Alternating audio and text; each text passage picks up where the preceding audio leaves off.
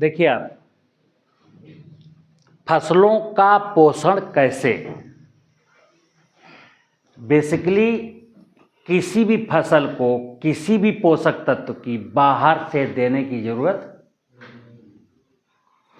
ये फसल को मैंने बताया कि फसल और वनस्पतियां माँ पार्वती हैं। क्या बोला इनको? जितने भी वृक्ष वनस्पतियां हैं ये माँ पार्वती है। माँ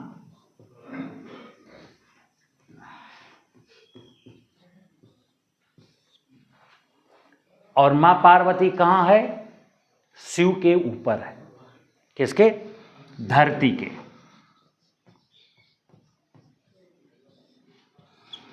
इस धरती को यानी शिव को और पार्वती को, संपूर्ण जीव जगत को पालना है। संपूर्ण जीव जगत को पालना है। किसको? माँ पार्वती को और शिव को। तो ये भोजन का, ये फसल को या किसी भी वनस्पति को भोजन कहाँ से मिलता है? तो इस कलयुग में मनुष्य कहता है कि हम इनको urea, DAP, potash, zinc, sulphur, जाइम देंगे। तुम्हें देने की जरूरत नहीं है। तुम केवल इसकी व्यवस्था को अगर ठीक से समझते तो तुमको देने की जरूरत नहीं थी। कैसे? ये पेड़ है जामुन का, 10 साल का है। इसको अगर भोजन की जरूरत हो, कहाँ जाएगा? कहीं जाएगा क्या? कोई भी पेड़, चने का पेड़, मटर का पेड़, दूब घास, मोथा, हिरनखुरी, कोई भी वनस्पति जहाँ जग उग गई वहीं उग गई। और वहाँ अगर कम पोषण है तो पैदावार कम होगी, वहाँ पोषण ज़्यादा है तो पैदावार ज़्यादा होगी। लेकिन ये प्रकृति खुद ऐसा इंतजाम करती है कि मुझे ज़्यादा पैदावार देनी है। ये मनुष्य का काम नहीं है कि वो ज़्यादा सोचे कि ज़्यादा पैदावार मिले। ये माँ पार्वती और शिव स्वयं व्यवस्था करते हैं कि हम अधिक से अधिक पैदावार कैसे, जीव जगत को अधिक से अधिक खाद्यान्न कैसे उपलब्ध कराएं। ये माँ पार्वती और शिव खुद चिंतित हैं। और क्या करते हैं ये? इस व्यवस्था को समझना। तो ये जो पेड़ है ये हर साल पतझड़ होगा।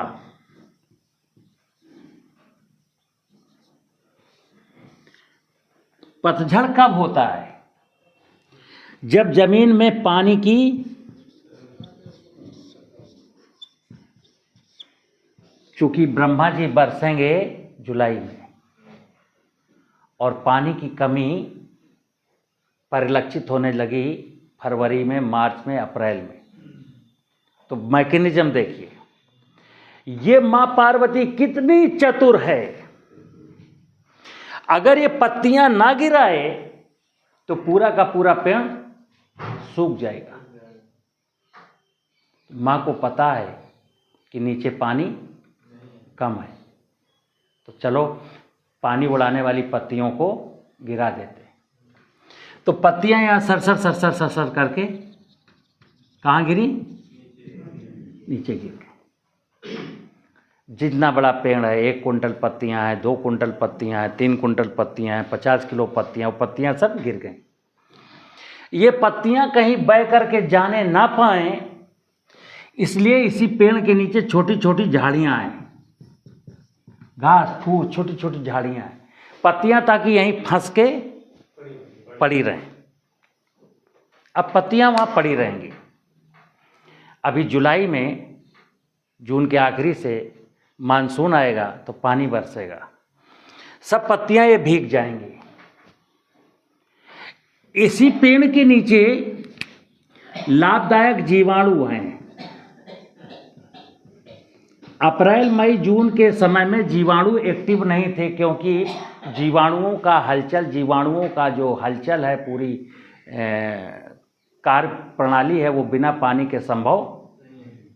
इसलिए आपने देखा होगा अप्रैल, मई, जून में कितनी भी पत्तियां गिर जाएं लेकिन वो सड़ती नहीं है।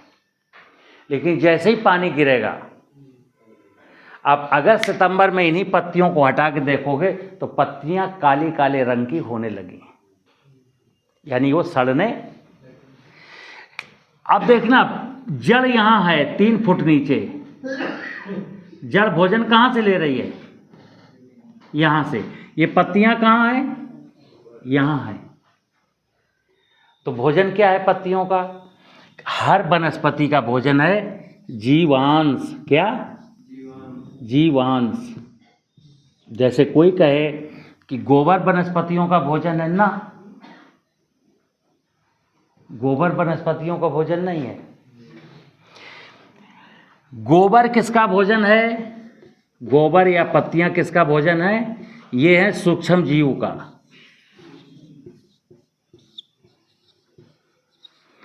ये जो पत्तियां गिरी हैं इनको कौन खाएगा? सूक्ष्म जीव, केंचुआ, दीमक, गुबरैला, निरे जीव है, हम जानते भी नहीं। जो पत्तियां गिर गई, जीवे जीव आहार, वेद का सूत्र है, जीवे जीव आहार, जीव ही जीव का भोजन है। जीव 2 प्रकार के, एक वनस्पति जगत और एक जीव जगत। तो वनस्पतियां क्या खाएंगी? मरे हुए जीवों का अंश। मनुष्य जब मर जाए ना और कहीं जंगल में गिर जाए तो मनुष्य को कौन खाएगा? जीव। और वो जो जीव मनुष्य को खाएंगे वो बहुत जल्दी के साथ मरते हैं। वो जीव, कोई जीव 12 घंटा जिंदा रहता है, कोई 24 घंटा जिंदा रहता है, कोई 2 दिन जिंदा रहता है, बस। वो तो पैदा होता है, मरता है, पैदा होता है, मरता है, बहुत तेजी के साथ वो क्रिया चल रही है। तो जीवांश जब मर गया तो ये जो जब तक ये जीव था, बैक्टीरिया था, फंगस था, जब तक ऐसा था तब तक तो यहाँ काम कर रहा था। जैसे ही उसकी सेल ब्लास्ट हो गई तो उससे क्या निकला? जीव द्रव्य। जीव द्रव्य निकला। जीव द्रव्य पानी के रास्ते से वो बह करके ढुरक करके यहां आ गया।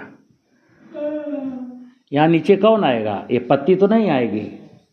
यहां कौन आएगा? जीव द्रव्य। तो वनस्पतियों ने क्या खाया? जीव द्रव्य। और जीव द्रव्य में वो सारे पोषक तत्व थे जो होने चाहिए। जैसे अभी हम यूरिया डालते हैं तो केवल नत्रजन, डीएपी डालते हैं तो नत्रजन और फास्फेट, पोटास डालते हैं तो केवल पोटास। पौधे को वैज्ञानिकों ने कहा 16 पोषक तत्वों की जरूरत है, लेकिन पिछले 70 सालों से हम कितने पोषक तत्व दे रहे हैं? यूरिया, नत्रजन, फास्फेट, नत्रजन, फास्फेट, नत्रजन, फास्फेट। ठीक है ना? तो प्रश्न ये है कि किसी भी वनस्पति में जब तक 16 पोषक तत्व, 17 पोषक तत्व नहीं है तो वो खाने की पौष्टिकता, वो खाने में स्वाद। लेकिन जिस वनस्पति को जीव द्रव्य मिलेगा पर्याप्त, उसके भोजन में स्वाद होगा, उसके भोजन में पौष्टिकता होगी। तो अब इस व्यवस्था में क्या है कि वनस्पतियां खुद अपने पत्ते गिराती हैं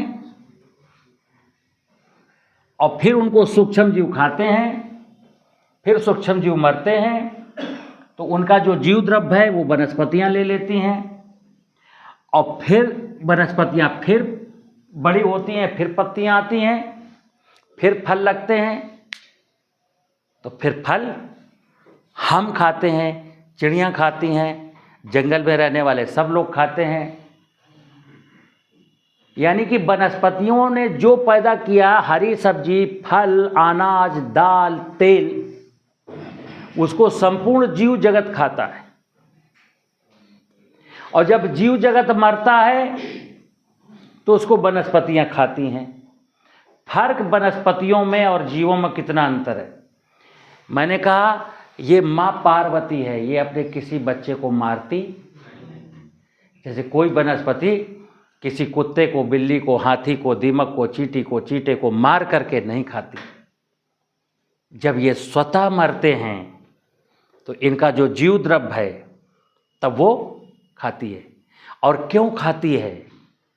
क्योंकि तुम मर गए तो मर गए, तुम्हारी औलाद यहां आ गई है, उसके लिए।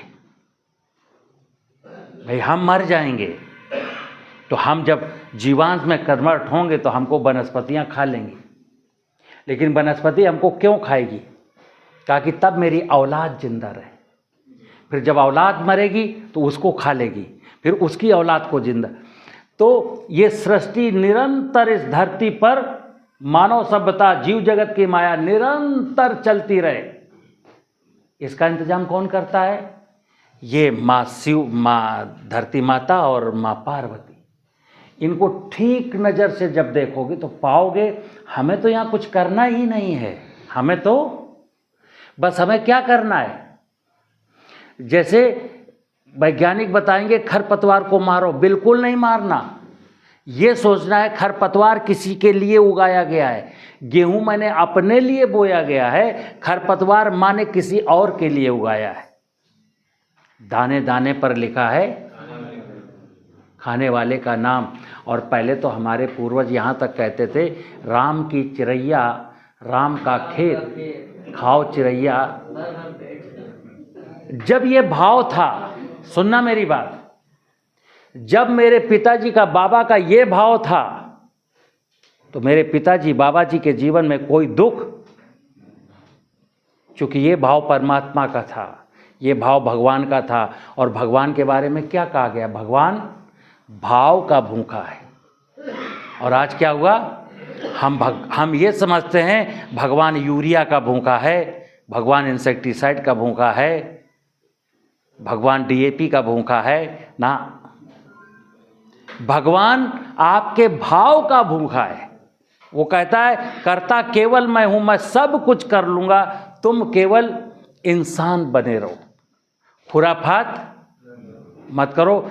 और मैं जैसे जैसे मजबूत होता चला जाऊंगा, आपको मजबूती प्रदान करता रहूंगा। जैसे मैं एक एग्जाम्पल देता हूं, ये माँ, जब मैं छोटा था 6 महीने का, जब मैं 6 माह का था तो माँ का दूध पीता था ना।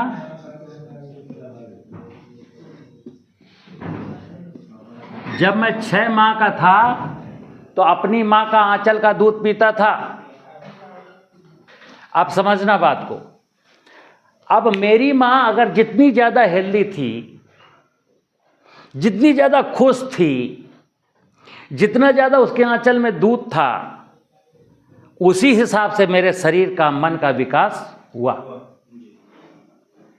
कल्पना करना, जिसकी माँ अपने बच्चे को 100 ml दूध ना पिला पाए, या उस माँ के दूध में वो पौष्टिकता ना हो, या वो माँ रो रही हो, वो माँ पीड़ित हो, दुखी हो, तो उसके बच्चे का स्वास्थ्य, मानसिक और शारीरिक विकास होगा क्या?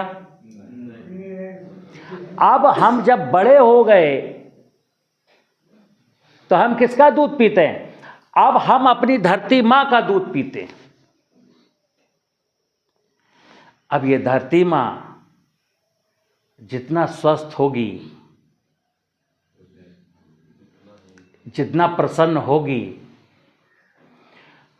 तो अगर ये स्वस्थ है तो मुझे स्वस्थ खाद्यान्न मिलेगा। अगर ये प्रसन्न है तो उस भोजन में प्रसन्नता के भाव मेरे अंदर जाएंगे और मैं शरीर से और मन से स्वस्थ रहूंगा। लेकिन अगर हमारी लालची प्रवृत्ति ने, अगर स्वार्थी मनुष्य ने कागज के नोट के लिए मां को रुलाया है, मां को बीमार बनाया है, मां को अस्वस्थ किया है, तो मैं दावे के साथ कह रहा हूं कि बीमार मां का, अप्रसन्न मां का, पीड़ित मां का अनाज, फल, सब्जी जो खाएगा, वो कभी जिंदगी में स्वस्थ रहने की कामना ना करे, मुस्कुराने की कामना ना करे, वो धनाढ्य बनने की कामना ना करे। मां जब धनवान होगी तब आप धनवान होंगे, मां जब प्रसन्न होगी तब आप प्रसन्न होंगे, मां जब स्वस्थ होगी तब आप स्वस्थ होंगे। तो मैंने फिर बोला, ये आध्यात्मिक मां है धरती माता, इसको प्रसन्न रहना, इसको प्रसन्न रखना, इसको स्वस्थ रखना, इसको सुखी रखना, ये माँ के पुत्रों का कर्तव्य है। ये धरती मेरी माँ है और हम इसके पुत्र हैं। इस माँ के साथ जो व्यवहार मुझे करना है वो व्यवहार जब हम करेंगे तो उसी का नाम प्राकृतिक खेती होगा। प्राकृतिक खेती के किसी ऐसे सुगूफे में मत उलझ जाना कि इसका नाम प्राकृतिक खेती है। जैसे मैं कई बार कहता हूँ, आज देश में ऐसे लोग हैं जो जीवामृत डाल के गेहूं बोते हैं और 250 फुट नीचे का पानी निकालते हैं। ये प्राकृतिक खेती नहीं है। ये प्राकृतिक खेती, क्योंकि इसमें प्रकृति की व्यवस्था को आप डिस्टर्ब कर रहे हो। अगर पानी नीचे चला गया तो गेहूं बोना ही नहीं है, हमको चना बोना है ताकि पानी का दोहन कम हो सके। क्योंकि प्राकृतिक खेती का मतलब है निरंतर आने वाली पीढ़ियों के लिए भी मुझे प्राकृतिक संसाधनों को संभाल करके रखना है। ये भाव ही प्राकृतिक खेती है। ठीक है ना, समझ गए?